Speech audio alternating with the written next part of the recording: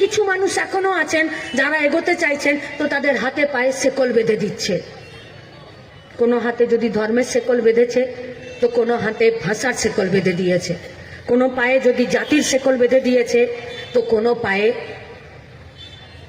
তাদের পিছু টানের শেকল বেঁধে দিয়েছে। পিছু টান মানে একটি কাজ করে, সংসার আছে, পরিবার আছে, কোনো রাস্তায় বসে একটা ছোট কোনো দোকান ব্যবসা চালায়, যদি লড়তে যাচ্ছে তাহলে তৃণমূল, বিজেপি, পুলিশ, গুন্ডা এসে তাদেরকে ধমকাচ্ছে।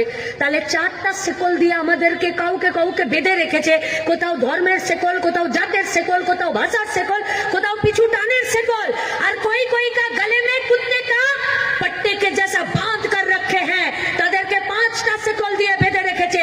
আর সেই শেকলটা হচ্ছে দুর্নীতির।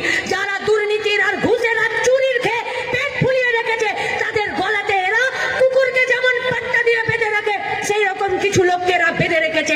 আমরা বলছি প্রত্যেকটা দিন লাল ঝান্ডা শক্ত হচ্ছে, হাতে পায়ে জাত, ধর্ম, ভাষা, জাতি পিছু টানের শেকল যেমন ভাঙবো, ঠিক সেরকমই এদের গলা থেকে কুত্তার পাট্টার মতন দুর্নীতির বকলেসটাও আমরা আলগা করে দেব। শুধু আপনাদের আশীর্বাদ আর আপনাদের সাহস চাই।